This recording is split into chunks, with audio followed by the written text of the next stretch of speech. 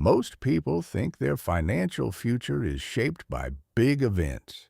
Inflation spikes, market crashes, job loss. These feel like the real risks.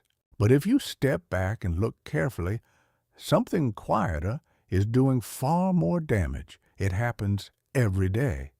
It rarely gets measured, and over time, it compounds with surprising force. The hours after work, the ones that seem small and disposable, often end up deciding long-term outcomes. Not in a dramatic way, but in a steady, almost invisible drift. That is where the real leverage sits. Now here is where the misunderstanding begins. Many people believe they simply do not have enough time. Work feels long. Energy feels limited. By the time the day ends, it seems reasonable to assume there is nothing meaningful left to invest. So the evening becomes recovery by default. A few episodes, a bit of scrolling, maybe some light planning that never turns into action. It feels harmless, even deserved, and on any single day it is. The problem is not one evening. It is the pattern repeated across years. Because when you actually break down the numbers, the story changes. A typical day might include 8 to 10 hours of work and 7 to 8 hours of sleep. That still leaves several hours unclaimed. Over a week, that adds up to something close to a full extra work week. Time that belongs to no employer, time with no fixed obligation, time that could be directed but often is not. So the issue is not absence of time. It is absence of intentional use. And that leads to a subtle but important shift in thinking. Instead of asking, "Do I have time?" the better question becomes, "Where is my time going?" Because what looks like a shortage is often a distribution problem. The hours exist. They are simply being spent without a clear strategy. Now consider how people treat money. Very few would ignore a meaningful amount of cash sitting in front of them. It would be picked up, allocated, and used with care. But with time, especially evening time, the same discipline rarely applies. It gets left unattended. Small amounts, night after night, slowly disappearing. And unlike money, it cannot be recovered. This is where the reality shift begins. Time behaves like capital. It compounds, not in a visible way at first, but through accumulation of small decisions. 1 hour used well does not change much, but repeated consistently, it builds skill, knowledge, and optionality. Over years, that becomes meaningful. On the other side, time spent without direction also compounds. It builds habits of inaction, weakens focus, and delays progress. The gap between these two paths does not appear quickly. But given enough time, it becomes very large. One of the most consistent investors in history tends to avoid unnecessary activity. The emphasis is not on doing more, but on choosing carefully. That same logic applies here. Evenings are not about filling time. They are about deciding what deserves it. And most people, without realizing it, never make that decision. They drift into it. That is why the outcome feels confusing years later. Effort was made, work was done, but progress feels limited because the highest control hours were never treated as important. They were treated as leftover, and leftovers rarely compound into anything valuable. This is not about intensity or working nonstop. It is about clarity, understanding that a few hours each day used with intent can shape outcomes far more than occasional bursts of effort. Once that idea becomes clear, the conversation changes. It is no longer about motivation or discipline in the abstract. It becomes a question of structure. How time is allocated, how decisions are made when energy is low, and how small actions are repeated long enough to matter. That is where real change begins. Once the value of those hours becomes clear, the next question is how they are actually used. And this is where a common error appears. Many people assume progress depends on motivation. They wait to feel ready. They expect energy, clarity, or inspiration to arrive first. And only then do they begin. It sounds reasonable, but in practice, it rarely works.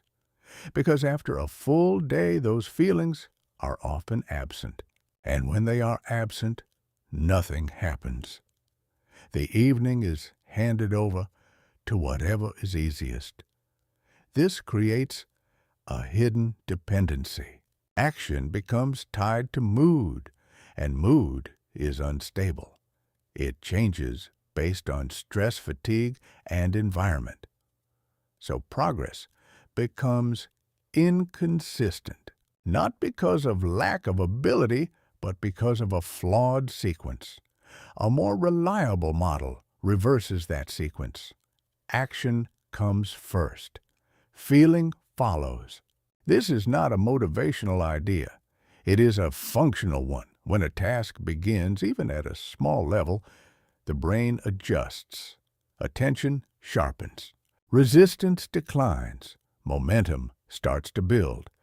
But none of that happens before the first step. The initial barrier is not the work itself. It is starting. So the practical solution is not to force long sessions. It is to reduce the starting point. Make the entry so small that it becomes difficult to avoid. Open the file. Write one line. Read one page. These actions seem trivial, but they perform a specific role. They lower the threshold required to begin. And once that threshold is crossed, continuation becomes easier. Over time, this builds a pattern, not just of output, but of identity. A person who starts regardless of mood begins to rely less on internal debate. The decision is already made. The behavior becomes automatic. That shift from negotiation to routine is where consistency is built. Now place that idea into a broader framework. Think of time the way a disciplined investor thinks about capital. Every unit must be allocated. Not all uses are equal, and each choice has a different return profile. Evening hours tend to fall into three categories. The first is maintenance. These are necessary tasks that keep daily life running: cooking, cleaning errands, basic administration. They do not create growth, but they prevent decline. They are required but often consume more time than expected. The second is consumption. This includes rest, entertainment, and social time. It has value, it restores energy, and maintains balance. But without limits, it expands to fill whatever space is available. The third is reinvestment. This is where future outcomes are built. Learning, creating, developing a skill, or working on something that does not pay today but may pay later. This category is often the smallest, yet it carries the highest long-term impact. The issue is not that people avoid reinvestment entirely.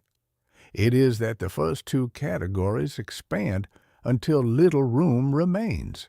Maintenance becomes inefficient. Tasks are repeated in small fragments. Decisions are made daily instead of once. Consumption becomes automatic. It fills the gaps without intention. By the time both are complete, energy is low and time feels gone. So reinvestment is postponed, not rejected, just delayed. And delay, when repeated, becomes a pattern. The solution is not to eliminate maintenance or consumption. That would be unrealistic. The solution is to manage them with intention. Maintenance tasks can be grouped and simplified. Decisions can be made in advance. Repetition can be reduced. Each small improvement frees time, not dramatically in a single day, but meaningfully over weeks. Consumption can be chosen instead of defaulted. Rest can be planned rather than absorbed passively. This preserves its benefit without letting it take over. What remains is space, and that space can be directed. Even a small, consistent allocation toward reinvestment begins to compound, not immediately, but steadily. Over time, that steady investment becomes visible. Skills deepen, understanding improves, options expand, and that is where the framework connects. Action without waiting for mood ensures consistency. Allocation across maintenance, consumption, and reinvestment ensures balance. Together, they create a system, not perfect, but reliable. And in long-term outcomes, reliability often matters more than intensity. To understand how this plays out in reality, consider two individuals with similar jobs, similar education, and similar working hours. On paper, they start from almost the same position. Both finish work around the same time. Both feel tired at the end of the day. Both believe they want to improve their situation. But over a few years, their outcomes begin to separate in a way that seems difficult to explain at first. One gradually develops a valuable skill, builds a side project, and increases earning potential. The other remains in roughly the same place despite working just as hard during the day. The difference is not talent. It is not luck in the short term. It is how the hours after work are structured. The first person does something very simple, but very rare. They remove decision-making from the evening. The plan is made before the day begins. The task is already defined. When the evening arrives, there is no debate about what to do. The only question is whether to start. And because the starting point is small, starting happens more often than not. The second person approaches the evening differently. The plan is vague. There is an intention to do something productive, but no clear definition. So when fatigue appears, the brain looks for the easiest available option. The couch is close. The phone is immediate. The environment offers low-resistance choices, and those choices win. Not because of weakness, but because the system favors them. This leads to an important principle that is often overlooked. Behavior is strongly shaped by environment. People like to believe that discipline is the main driver of results. But in practice, environment plays a larger role than most are willing to admit. A space carries a pattern. A couch encourages rest. A desk encourages work. A phone encourages distraction. These are not abstract ideas. They are learned associations built over time. When a person enters a familiar setting, the corresponding behavior tends to follow automatically. That is why relying on willpower in the moment often fails. The environment is already guiding the decision before conscious thought begins. So the more effective approach is not to fight the environment, but to design it. For example, someone who wants to focus after work may choose not to go home immediately. Instead, they stop at a library or a quiet workspace. The setting itself supports concentration. There are fewer distractions, and the expectation of work is already embedded in the space. As a result, output increases without requiring additional effort. The same principle applies inside the home. Separating spaces for different activities creates clear signals. Work is done in one place. Rest happens in another. When these boundaries are respected, transitions become easier. The brain does not need to renegotiate behavior each time. The context provides the cue. Small adjustments can have large effects. Preparing a workspace in advance reduces friction. Leaving tools visible makes starting easier. Removing distractions lowers the chance of interruption. None of these actions are complex, but together they shift the default path. Instead of resisting distractions, the environment reduces their presence. Instead of searching for motivation, the setup encourages action. This is similar to how effective investors think. They do not rely on perfect timing or constant decision-making. They build systems that produce consistent outcomes over time. The goal is not to win every moment. It is to make the right behavior easier than the wrong one. When that happens, results follow naturally. Another layer to consider is the role of timing. Not all hours carry the same value. Cognitive energy changes throughout the day. After long periods of work, mental resources are lower. Focus becomes harder. Decisions require more effort. In contrast, earlier hours, before the day becomes crowded with demands, tend to offer clearer thinking and stronger attention.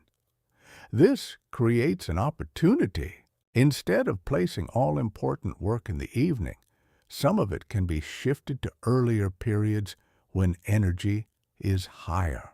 Even a short block of focus time in the morning can produce more output than a longer session at night. The idea is not to eliminate evening work, but to match tasks with energy levels. High-focus tasks can be placed in stronger hours. Simpler tasks can be reserved for later. This improves efficiency without increasing total time spent. When these elements come together, planning, environment, and timing, the difference becomes visible. The first person does not rely on sudden bursts of effort. They rely on structure. Small, repeatable actions guided by a system.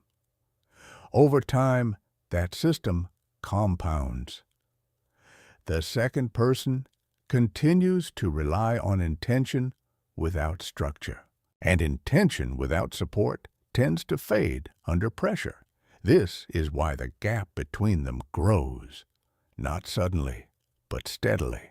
And once it becomes large enough, it appears as if one had an advantage from the beginning, when in reality, the difference was built quietly, one evening at a time. At this point, the framework may sound clean and logical. Use time intentionally. Start before motivation appears. Design the environment. Allocate effort where it produces the highest return. All of this makes sense in theory, but there is an important layer that needs to be addressed, because without it, even the best structure begins to break down. Human energy is not constant. It fluctuates, and any system that ignores that reality will eventually fail. One common mistake is turning this idea into a rigid standard, trying to optimize every evening, trying to extract maximum output every day. That approach looks disciplined on the surface, but it often leads to fatigue and inconsistency over time. When energy drops too low, the system collapses. And when it collapses, people tend to abandon it entirely. This is why sustainability matters more than intensity. A system only works if it can be repeated. Another risk is misjudging capacity. Not every hour is equally usable. Some days will be heavier than others. Work demands increase. Personal obligations appear. Unexpected events happen. If the plan does not allow for variation, it becomes fragile, and fragile systems do not last. So the goal is not perfect control, it is stable direction, a framework that adjusts without breaking. There is also a deeper limitation that is less obvious. It relates to the condition of the individual applying the system. Even with strong structure, output depends on the quality of the mind producing it, and that quality is directly linked to physical state. This is where many capable people fall short, not because they lack discipline, but because they underestimate the impact of basic factors. Sleep is one of the clearest examples. When rest is consistently reduced, cognitive performance declines. Focus weakens. Decision quality drops. Emotional control becomes less stable. The person may feel functional, but performance is already compromised. Over time, this creates a hidden gap. Effort is present, but results are lower than expected. And because the decline is gradual, it is difficult to detect. This leads to a false conclusion that more effort is required when in reality, better recovery is needed. The same pattern appears with physical activity. Movement is often treated as separate from intellectual work. But the two are closely connected. Regular activity improves attention, stabilizes mood, and supports sustained effort. Without it, mental work becomes harder to maintain. Small tasks feel heavier. Distractions become more appealing. Consistency suffers. Nutrition follows the same logic. The brain operates within a chemical environment. That environment is shaped by what is consumed. Poor inputs lead to unstable energy and reduced clarity. Even something as simple as mild dehydration can reduce concentration. These effects are not dramatic in a single moment, but across weeks and months, they influence output in a meaningful way. This brings the discussion back to compounding. Two people may invest the same number of hours into their evenings. On the surface, their effort looks equal. But if one is well-rested, active, and properly fueled, the quality of each hour is higher. Ideas are clearer. Focus lasts longer. Execution is more consistent. The difference per hour may seem small, but over time it accumulates, and the gap becomes significant. This is why physical condition should not be seen as a separate goal. It is part of the system, not as a lifestyle preference, but as a requirement for effective performance. Without it, the rest of the framework operates at reduced capacity. With it, the same effort produces better results. Now, this does not mean everything must be optimized at once. That would be unrealistic. But it does mean acknowledging the connection, understanding that productivity is not just about time management. It is also about energy management, and both need to be considered together. When that balance is maintained, the system becomes more resilient. It can handle variation. It can recover from disruptions. And most importantly, it can continue over long periods without breaking down. Because, in the end, the advantage does not come from a single strong week. It comes from many consistent weeks linked together. That is where the real progress is made. When everything is put together, the picture becomes clearer. This is not a list of productivity tricks. It is a way of thinking about time as a form of capital. The same logic used in long-term investing applies here.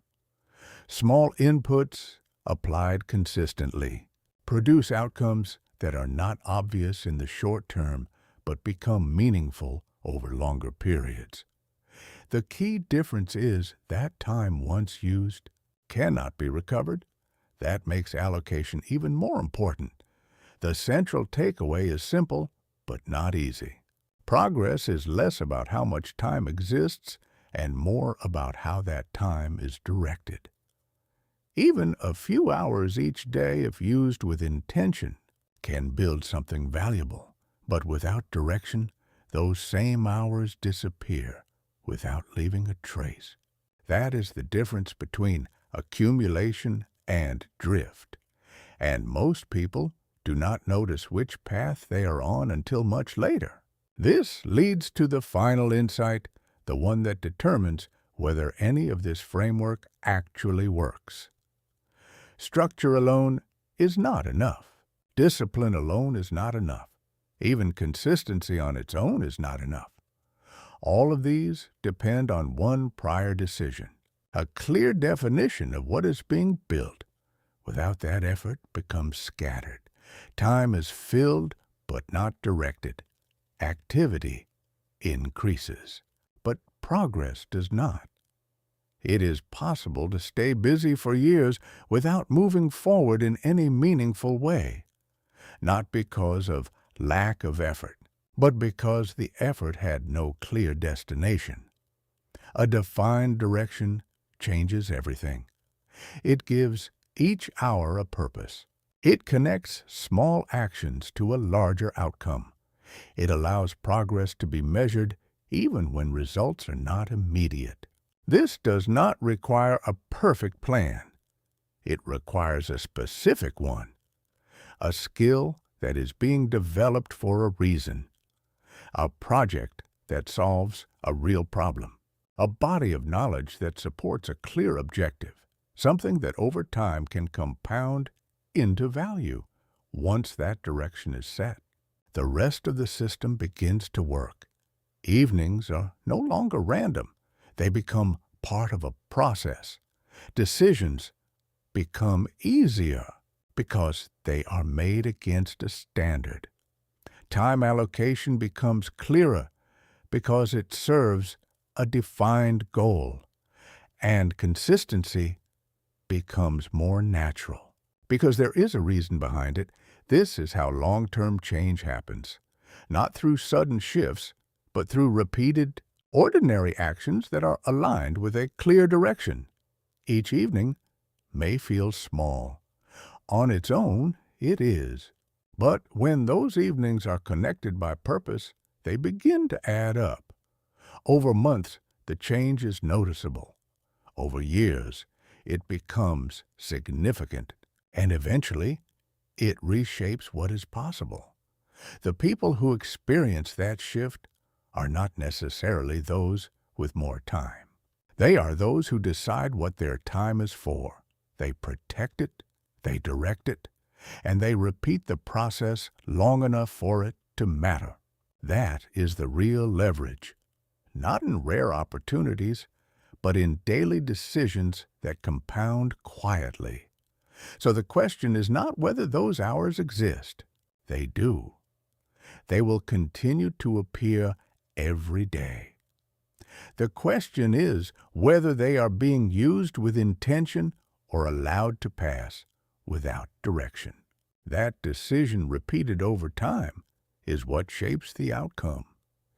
If this way of thinking resonates, consider taking a moment to reflect on how time is currently being used and what it is meant to build, not as a strict plan, but as a starting point for clearer direction. Because once that direction is set, even small steps begin to carry weight. And over time, that is what makes the difference.